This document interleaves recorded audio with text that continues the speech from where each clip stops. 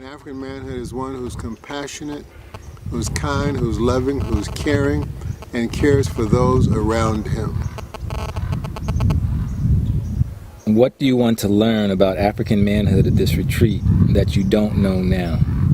I'd like to learn how we could more effectively work together and have a belief in each other that causes us to create change in our community. We should also be the change that we want to make.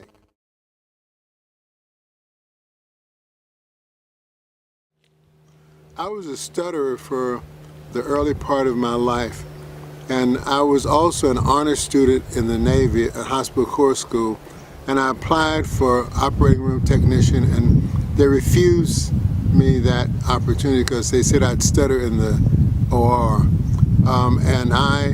That was a defining moment. I went to the commander of the 12th Naval District and fought it, and as a result I came out of operating school as top of my class. So that showed me that if you fight for something that you're qualified for, that you can get it. If you sit by and take it, then you take it the rest of your life.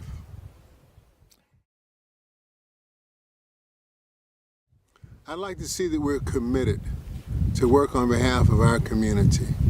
If we can work on behalf of our community, we could change our community. I'd also like to see us be solution-oriented instead of always problem-oriented. We're the greatest staters of the problem and the poorest developers of solutions. Anything else you'd like to add? I'm just happy to be up here with all these wonderful brothers. 3 generations of men who are working on behalf of our community. Consistency is the key. And there's something that you shared. I actually have to ask you this more, because even though we're just doing short interviews, there's something that you shared in the beginning in terms of the genesis of this, of all of this. Is there a way you can give us a really short snapshot of how we got here? Today is a culmination of 3 men walking around Lake Merritt, Robert Wilkins, Woody Carter, and myself. And we felt that our community was coming unglued, and we wanted to do something about it. So we formed the Brotherhood of Elders, and this is where we are today: the Brotherhood, the Brother Manhood, and the Young Warriors. We're coming together to change Oakland. African Manhood is the recognition and embracing the fact that we really need to learn how to live in harmony with all that is and ever will be, as opposed to controlling all that is and ever will be, which is very much a Western concept. What do you want to learn about African or Black manhood at this retreat that you don't know now? How do we inform the work that we do by spirit, so spirit always guides the work that we do, and not always our brains, our intellects? Can you share a very brief story about something that happened to you that helped develop aspects of manhood or character? Struggling with addiction. I smoked marijuana every day in my 40s, and learning the struggle of getting out of addiction was a big challenge for me. And I think the experience of getting off that, with learning how to being disciplined about meditation, has been very key for me in terms of understanding that our bodies are our temples. Is there anything else you'd like to add? You've got about 25 seconds or more. Just what you'd like to see come out of that. I guess that'll be my 4th question. What are your hopes? What would you desire that comes out of this retreat? That we find a way to accept each other's differences, intergenerational differences as well as individual differences, and yet we come away as a community of committed African American men, African men dedicated to transferring the wisdom and knowledge that we collectively have to the next generation to come. What is your definition of African manhood? It is to be a human, to be divinely human with an African face.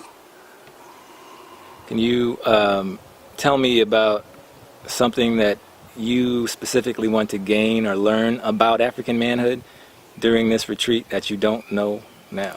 how we can talk about and understand African manhood and not elicit the pushback or the resistance or the fear of being African. Can you share a personal story or anecdote about something that happened to you during your development?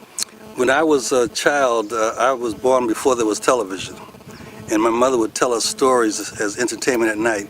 And she had a member in her family that they didn't know what his name was. They called him the African.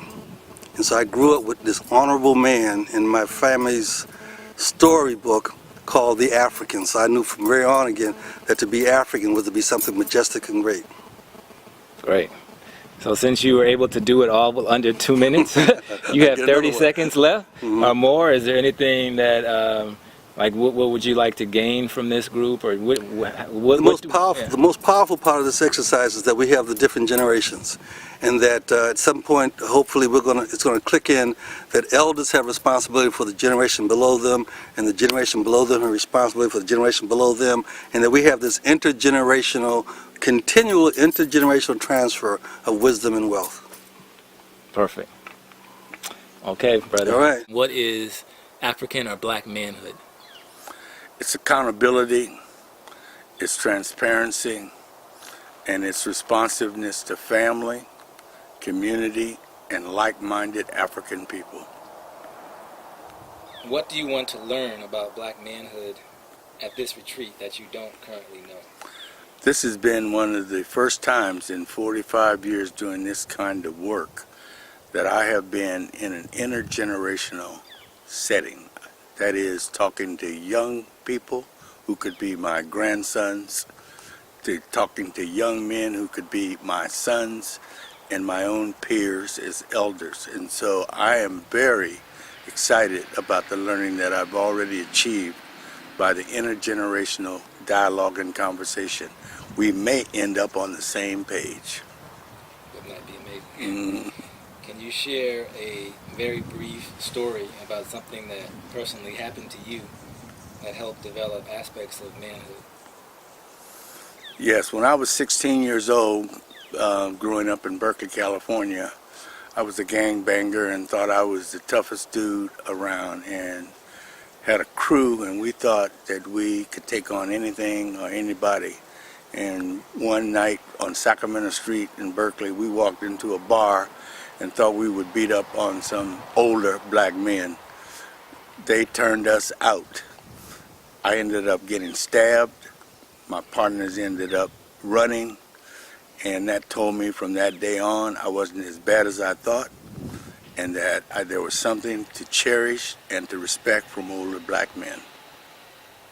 Wow. Man. So that doesn't make you change your ways, I guess. Yeah. Yeah, I almost died. Yeah. And then I guess the last thing, since you actually came under 2 minutes, is how would you like to see this formalized or implemented? You know, this intergenerational model. Are there any ideas you have about that? Yeah, I think that this can be a powerful model that could be replicated around the country. I want to see us become serious policy players in Oakland. I don't want to keep what we have to offer to ourselves, and I want to see us grow what we have to a higher scale. African manhood is something that is a responsibility for the community of men to develop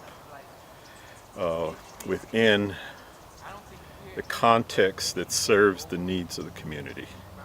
And that model is different than the developmental model for black womanhood. It is a long 5-step process that takes us from childhood into boyhood, into adolescence, young adulthood, mature adulthood, and eventually elderhood. Each stage requires a different set of competencies, acquired competencies, most of which have to be mentored by someone who already holds that competency. Okay. What would you like to learn about black manhood from this retreat that you don't know now? I'd like to learn ways for us to communicate more effectively in understanding the urgency and the criticalness of the work that we're doing, and also to understand the obstacles and inhibitors that prevent us from coming together as a collective entity to address this collective issue that we face. And can you share a very brief personal story about something that happened to you, kind of a turning point, or something that happened to you in your development that influenced your own concept of manhood? Yes, at one time I was a corporate executive, but once I left the corporate plantation, I recognized it was necessary for me to build a sustainable network that moved me from a mindset of survival into thriving and flourishing. The transition from a corporate executive into entrepreneur required me to transform my thinking and to operate from a place of creativity that I was unaware that was available to me before. In 1994, I started an organization called the Northern California Black Employee Association, and I brought together all the corporate-sponsored black employee affinity groups in the Bay Area and I hosted 15 day-long conferences to share lessons learned and how each organization was able to address the growing obstacles and success means to actually have individuals grow their careers, but also for the black employees, the professional black employees in those organizations, to make a definitive value statement for their employers, that we were not just employees receiving a paycheck, that we actually could make a contribution to their bottom line profitability. African manhood, in my own word, is our connection with the ancestors. Learning about ourselves by learning and remembering those who came before us. Or perhaps finding an elder and sit at their feet to learn how to become a man. Because from African perspective of manhood, is that for us to be responsible of our actions, because the young people are looking at what we do. And us as elders teaching the kids or the young generation how and what to be a man, it is critical for us to show by example, because words are cheap. We can say all kinds of things, but action speaks louder than words. And can you share with me something that happened to you, a personal story that helped to influence your own concept of manhood? Yes, when I was growing up in Africa, in Ghana, many years ago, is that if I have any issue that has to do with male issue, for example, fatherhood, I can go to my uncles or I can go to the elders in the community and talk to them about it. And so, as a result of that, I grew up with a foundation of learning who I am as a man. That I do not have to read in a book or go to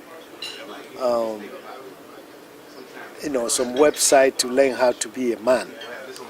That I am not afraid, that I can stand in my manhood. Education then become central to this growth or this part that I'm talking about. And that there are two kinds of education from where I'm coming from. One is the type of education that you actually go to school and learn all these different things. But the other education has to do with ancestral knowledge, ancestral wisdom education. By that I mean learning about those who came before us and looking at their mistakes and their wisdom, learning from their wisdom, to be responsible, to be a father, not just to my children, but to other young people, other young boys that are growing up in our community. So in terms of, in the context of the elders group that we're talking about, is that for me to share my wisdom, as I was yesterday, I extended invitation to the warriors, those of them that are in Oakland, especially West Oakland, to send me an email so we can set up a date so we can eat. I'm willing to cook for them, make some African food for them. and what reason why I extended, some fufu. yes, some fufu, some banquet, and it's to share with them the whole African spirituality. Food plays a major role in all of that, and that the ancient people said we are what we eat, and learning and knowing how to cook what you eat is critical. So and so when they come and I cook for them, I'm going to give them the recipe. I'm going to show them how I did it. Because when I was leaving Africa 32 years ago, that's one thing that was inculcated into my consciousness, that I'm going to America, and what am I going to do about fufu? African black manhood is reaching that state in life where you have the capacity to love and share with those that are dear to you, hopefully unconditionally, and be willing to be vulnerable with the loved ones and let them see that you are a complete person and not just a facade of strength. That's mine. What do you hope to learn about black manhood at this retreat that you don't already know now? Really like to get a better understanding of, especially the Warriors group, what motivates them to, or what motivates them to be a part of this. Because I recall that the age they're at, I don't think I was at that point. And so for me to understand and hopefully try to nourish that desire and maybe replicate that, help them replicate that desire in our younger group of young boys who are under them. Can you share a personal story from a time in your life where something happened to you that helped develop your concept of manhood? Yes. I think one of the significant things that helped me really redefine my life was when I became seriously ill. I'm a 3-time cancer survivor, and I discovered then that I was incomplete without having, I'm married 20 years now, and the significance of having someone to really support you physically and mentally is just, it's hard to equate. Well, actually, it's not hard to equate. It was one of the parts that helped sustain me. So having that and survive that, I said, well, I really need to try to share what breath I have, what life I have with others. I think of so many of our young men who die early, and they don't have the ability to do that other than the legacy of the work they did prior. So while I'm still here, I'm really making a concerted effort to be a part of the solution as opposed to being a part of the problem, or being at least bold enough to recognize that I need to take action as opposed to just talking about something. I think that black manhood is about responsibility.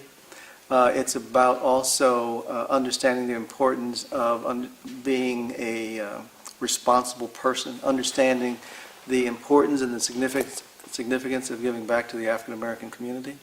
I think it's living a certain life of standards that are very important, that people can respect. People can respect you for who you are and what you do.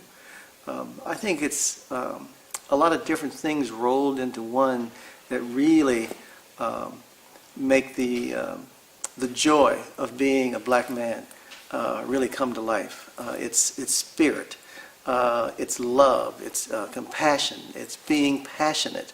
It's all those things that I think we men dream to be. It's about being an outstanding father, a good listener to your children, a good role model to your children. I think it's all of that put together. What do you want to learn about manhood at this retreat that you don't currently know? I think one of the things that's important about this retreat is getting to know the intergenerational aspect of this project, getting to know younger African American men. We've been talking primarily among the elders ourselves for the last year or two. Now we have an opportunity to really talk to young 20-year-olds and see what's on their mind. Hopefully we'll be able to forge some friendships, and more importantly, I think I want to hear what's on their minds, what's concerning them, what they'd like to see us do. So it's not about just giving them instruction, it's about really listening and tuning into what their needs are. Can you share briefly a personal story about something that happened to you that helped develop aspects of black manhood or character? When I think about my life and things that have happened, one of the most significant things that I remember is when my parents separated and my father left the family. And it was something that I couldn't talk about for many, many years. It was just too embarrassing. And then it was, I found out that I wasn't the only person that had happened to. What that taught me was a sense of responsibility. I knew that that was something that I never ever wanted to do if I ever had a family, that I wanted to make sure that I was always going to be there, that I couldn't possibly think of doing that and impacting the life of a child, for example. So I think it helped shape me. It also helped, I think, make me think about giving back to young black men, those who maybe went through the same kind of circumstance that I did, who didn't have fathers. Maybe I could be somewhat of a father or role model to some younger men. It's a demonstration of understanding at an adult level. Men who happen to be able to have cultivated ideas of how to spread their thinking throughout a mass of people, as well as work right in their families. I think how they function in their families pretty much says how they express themselves with large gathering of people, and how to work with young men to continue to stimulate and support and advance the thinking on the part of them. What would you like to learn about manhood from this retreat that you don't currently know? How improvisation works, how interaction supports, stimulates, as well as negates the full factor of people.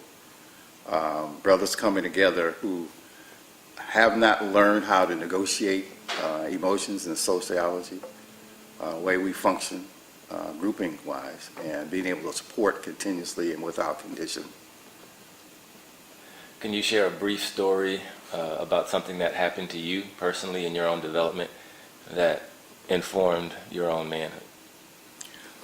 Principally, becoming a single father at an adult stage, but fortunately having given birth to all 5 of those young people, to be able to walk with each one of them and at variegated ages. Each one was, my youngest daughter was 2, and my oldest son was 23. And to be able to work with them through their development and the kinds of things that they had really wanted to do with their lives, and they're still doing it. And to be able to take lessons from them and how they develop and how they see the world and how they begin to work with each other. As a teacher, certainly was very helpful for me, and I could work with other young people as a consequence. So you feel that's made you a man? No, it hasn't made me a man. I developmentally is how I became a man. Essentially, my understanding of things and how I can support and encourage and guide people, but listen and learn who they are rather than use any form of blueprint layout that they're supposed to fit within the stencil. And because they're in a stencil, however, a format that they're supposed to operate. But no, to listen, to learn, to support and encourage, and be the ridge pole in their lives. So they can always know that dad is stable, I can reach him and I need him, and when I don't need him. African or black manhood is the realization that we are at a particular place in life and that there are certain responsibilities that we are responsible for, and that we are endowed with certain doctrines based on our lineage, based on our heritage, and there are certain tasks that we should be and must be taken care of in the community. Okay.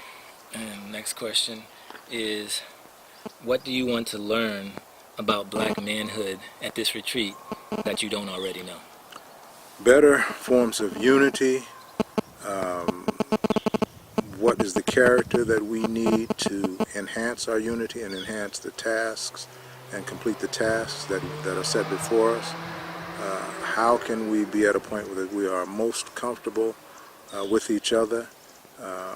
How can we continue at this point to accomplish the great tasks that we need to accomplish that will enhance our community?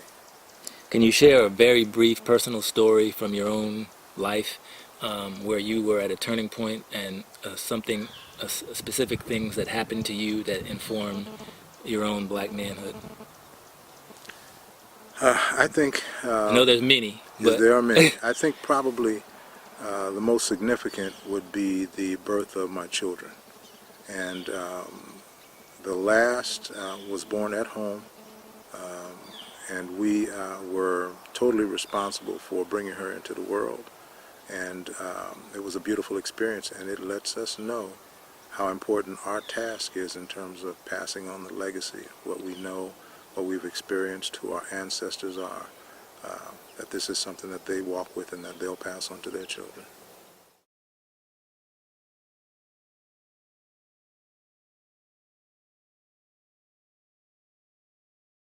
I think African manhood is about character. I think what happens for us is that we are born, we grow, we mature, and we pass on. And I think manhood is essentially a journey. And that journey is based on some key ideas that maybe our ancient ancestors would have crystallized as the word ma'at. That men have to be truthful. That men have to bring right order to things. That men have to bring harmony to unharmonious situations. Men have to be reciprocal in their relationships. Men have to have a sense of balance. So I think that African manhood, the quintessential quality, is a character that demonstrates humility, integrity, taking responsibility for things. That as men, we are responsible first and foremost for ourselves and our connection to the divine, our connection to spirit, our connection to something which is greater than us, that we're both accountable to and at the same time part of. I think men, we're responsible for the family around us. It could be our own children, it could be our parents, it could be young people in our community who we've taken an interest in and taken responsibility for. I think that men, then, once you can take care of yourself, meet your basic needs, feed yourself, clothe yourself, house yourself, find things that you find enjoyable, enrich your life, then your responsibility is to do that for other people. When you get to the place in your life where you can do that well for others, or even at a sufficiency level, then your responsibility broadens. It broadens to the bigger community. What does it look like on your block? What does it look like in your neighborhood? What does it look like in the organization you might be part of? Ultimately, that community circle grows to maybe your state or maybe your nation. Ultimately, men have a place in the world. In the 21st century, I think African manhood means connecting Africans in the diaspora to Africans who are continental Africans, because our resources, our labor, our ancestral spiritual home is Africa. I believe that as men, we're responsible for redefining what that connection means. We can't depend on what Garvey said in the 20s. Garvey gives us a foundation for what we should do, but I think as African men, we have to redefine our relationship to the diaspora, our relationship to the continent, our relationship to young people in this country who don't necessarily have a sense of identity. So I think that as men, our primary job is to control ourselves, maintain ourselves, feed ourselves spiritually and physically, but then also to spread that energy around, to be able to hold that energy for other people. What do you hope to learn about intergenerational work from this retreat that you don't already know? Well, I think the primary thing for me is that I want to know how to support the younger group better, how to support the young warriors group. We've given them that name. They've asked us for a charge. They are impatient in many ways, which is a good thing. And I think that someone put it well last night that we need to have a patient impatience. The notion that there's got to be a balance between all of the energy in this room, of the oldest to the youngest, and the whole space in between. And so I think that for me, my learning and what I want to explore, what I've wanted to implement is this notion of a younger group that looks up to us as the middle-aged men in this group, as we look up to the older brothers, and for us to share, for us to be able to share what we know with them, for them to share what they know with us. I mean, these are young men, these aren't children, and so these young men have experiences that many of us haven't had. They've had travel experiences, work experiences, they've had some of the dysfunctional experiences out on the streets that maybe some of us haven't had, but they also are scholars. They also are fellows in programs. They represent some of the best and brightest from our young men. And if we can't figure out how to be in relationship with them, then we would not have done the work. I think that in the context of this work, that we ought to be inspiring each other, which means that we ought to be motivating each other to do great things in the world, some things that are known to others and some things that others never hear about. I think that we are responsible for creating ideas, making sure that those ideas are a result of innovative thinking and creative processes. And lastly, I think that we ought to be able to implement those ideas, to have strategies that tell us how to do things, not just what to do.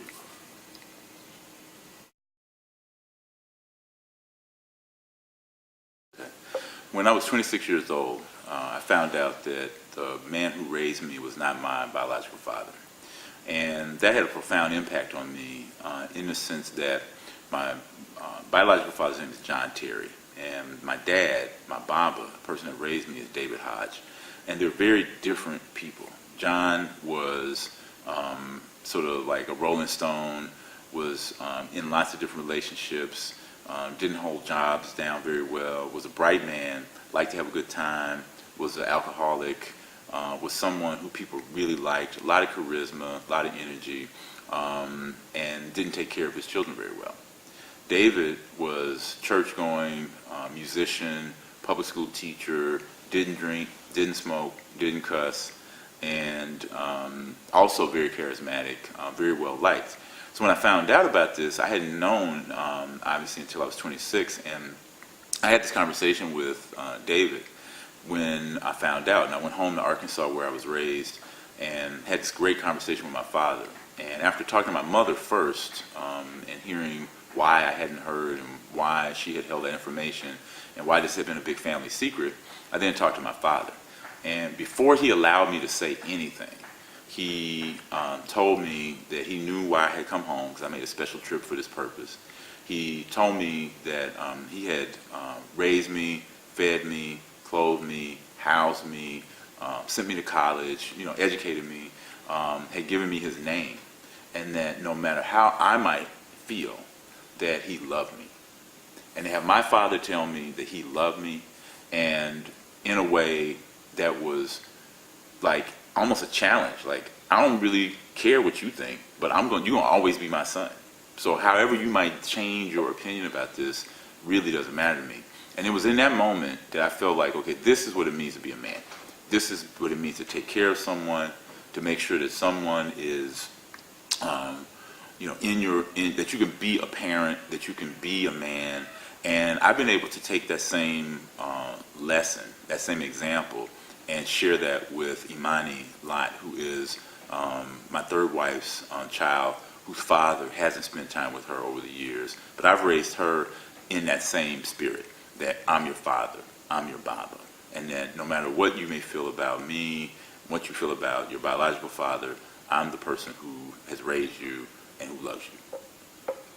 Perfect. I guess the last piece is, what are your hopes for this project? My hope for this project is that we create a system of manhood training and development that is based on some intergenerational ideas, intergenerational practice that is sustainable. Something that, as Brother Kokoman said to us last night in Circle, something that would last for 100 years.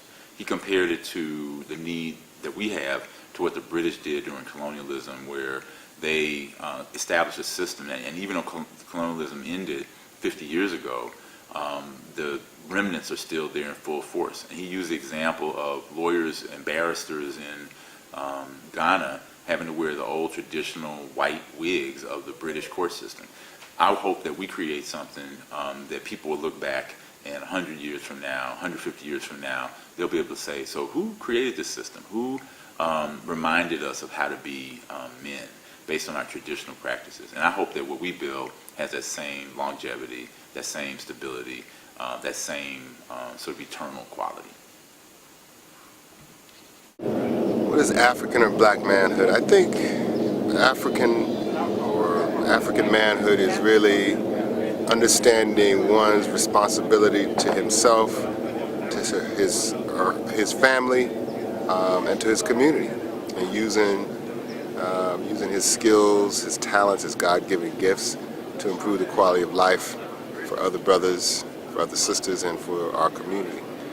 And what do you want to learn about manhood from this retreat that you didn't know, or that you don't currently know? I want to learn how we can be, how a group of black men can move in unison with each other for a just cause, and really move in concert with all of us with the same intent on doing the same good work, and that is sort of building up a way to work with black boys. And so what I want to get from this is relationships, which is love, which is oneness with ourselves, no competition, but all of us really coming together for a righteous cause in a way that our egos, our own agendas, our own biases, all of that stuff takes third seat to the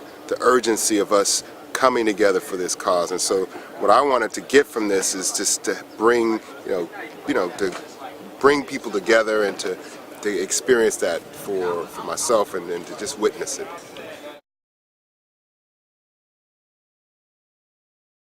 When I was in college, I was working with a group of young boys in a middle school.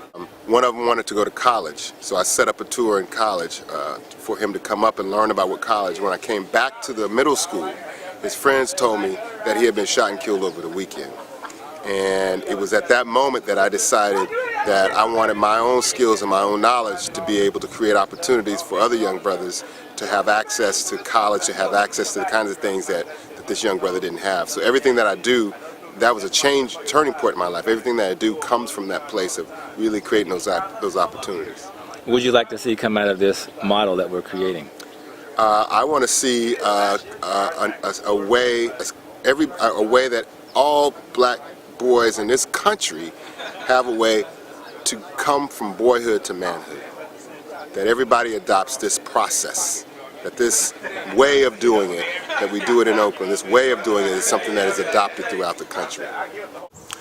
African manhood is the ability to protect your family, to protect your community, and to project identity that is cognizant of where we are right now on the planet, and at the same time what's going on right in our communities with our youth. It's the ability to have the dexterity to look at global issues as well as navigate everyday survival. It is the ability to try to liberate our people consciously, politically, economically, and spiritually.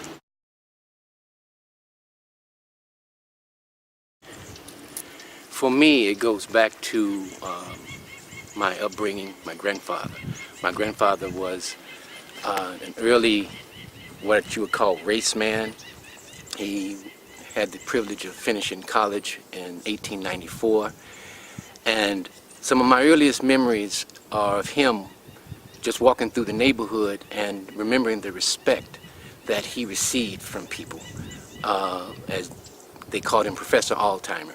And I remember the intention and the conscientious effort that he put into focusing on each individual. And he had a sense about him that made each person feel special when they encountered him, whether they were a janitor or the president of the college. And I've always kept that in mind, that he moved with a great deal of dignity and grace, and at the same time, depth and understanding. What would you like to see come out of this process that we're doing, this movement we're building? Several things. One, an overall sense of brotherhood and friendship and comradeship amongst us that is tight and that is till death. Two, a clear, the clear success of our objective, which is to create manhood training programs for young black youth that can be utilized throughout the system within Oakland, California, and the Bay Area, and even get to the point where we are addressing global issues. But that's the second thing. And then the third thing is to be able to provide some type of local network for ourselves that pools our resources such that we are able to cooperatively develop businesses and possibly enterprises that the young men that we're working with can be funneled into directly and achieve their dreams. Black manhood is to be a part of your community and to contribute to your community and be a part of that original people of the planet Earth. And what do you feel like, what do you hope to gain from this retreat, or what do you hope to learn about black manhood that you don't already know? I want to gain deeper brotherhood, deeper friendship, deeper fraternity with the elders, the Brother Manhood group, the young warriors, and also to learn more about my brothers so I can learn how to work better and deeper with them. When I was 16 years old, one of the last bit of trouble I got into was being arrested for having a firearm. And there's a brother in this room who ran the Omega Boys Club in Oakland. Most people didn't realize that there was an Omega Boys Club in Oakland. And he connected me with an attorney. I was facing expulsion from school. I overcame that, was able to stay in school, graduate, and then that group also paid for me to go to college, to Howard University. And also that group got me engaged in working with other young people later when I was able to turn things around. And for that brother to still be in this group 22, 23, 24 years later, and me now to be able to work with him and continuing to do that work is what this is really all about. That's phenomenal. I mean, so, and your role now is, just tell us briefly about what you do now. Absolutely. I'm the chief probation officer, and so I often say, you know, I currently have an office, a corner office on the top floor of my building. I used to be a resident in the second floor of my building, and was a detainee when that used to be the detention center. It's no longer the detention center. That was 20 or so years ago. And to be able to have this position and also continue to have these relationships to be able to help young people turn their lives around like I had that opportunity. I think African manhood is centered on a set of values that all are united around integrity, having great integrity, being a spiritual man, and taking care of oneself, one's family, and one's community. So you're moving through the world with the utmost integrity, and also your vision is larger than just yourself. Can you share a personal story about something that happened to you that helped you to define your own concept of manhood? So I think as I got older and became more confident in who I am and what I'm about and my kind of charge and mission to serve the community, to serve my family, to serve people.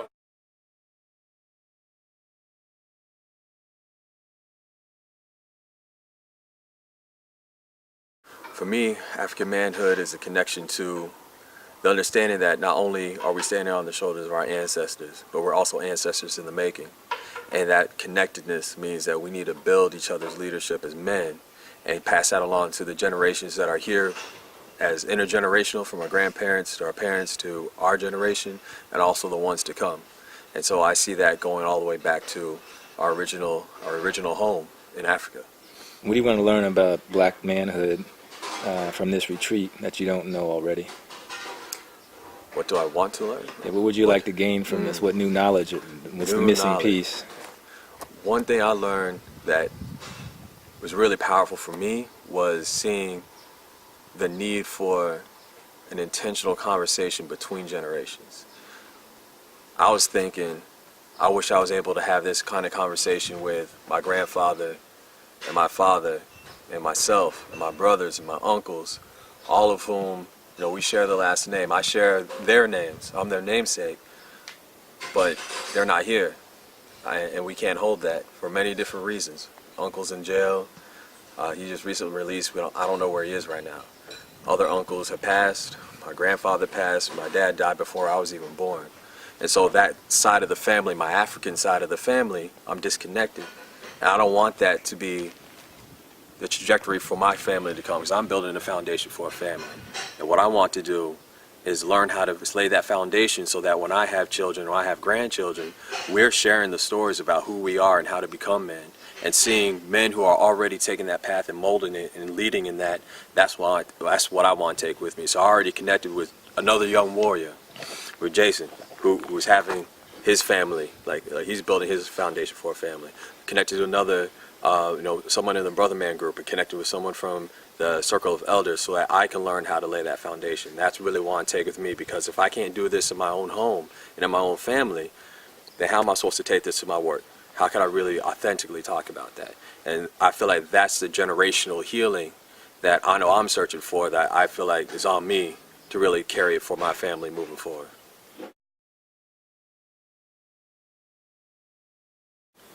The story that stands out for me, and I know I invoke my father who isn't here, but I also have to bring into the space my dad who is here. And I always refer to my biological father as my father, because I in my own way I love him, and he knew me and he loved me. But when my mom remarried, she remarried when I was about 4 or 5. I still have memories when it was just us. But when he married my mom, he took me in as his own son, or his own son. He took in my sister as his own daughter. And the Maryland side of the family, like, they took me in as one of their own. And seeing a man, and I think about it now, I'm in my 20s. I don't know if I could step up to the plate and raise somebody else's kid who is my own, and be able to do so with the same love and care that I would for my own child.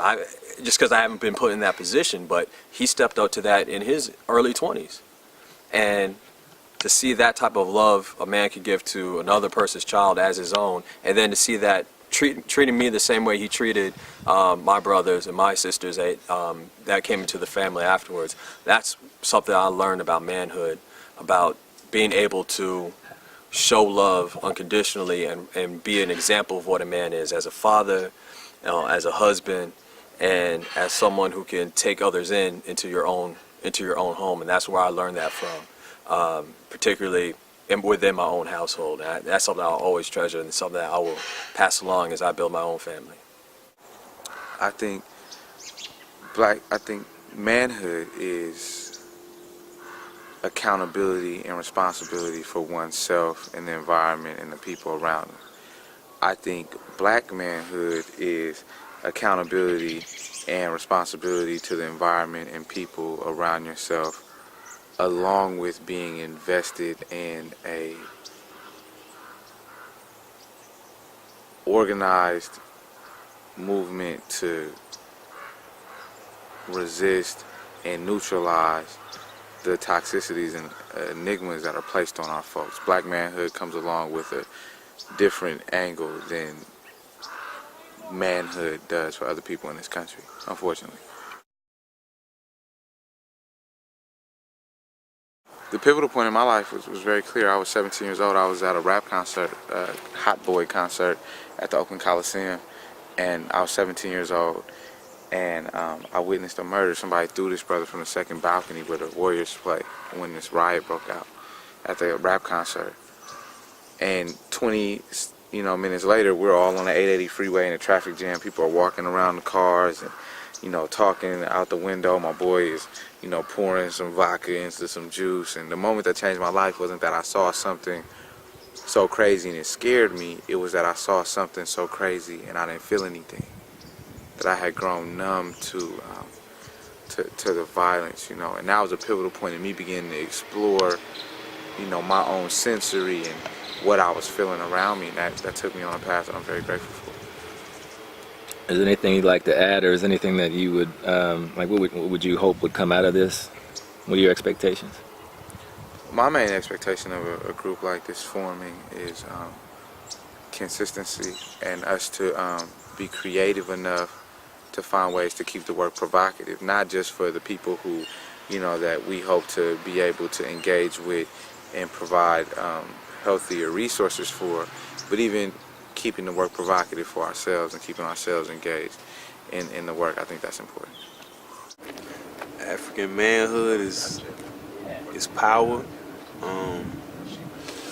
It's intelligence, creativity, humility, but at the same time, confidence, maybe even borderlining on arrogance at certain points, confrontational, undeniable. Okay. What do you want to learn about black manhood from this retreat or from this experience that you don't currently know?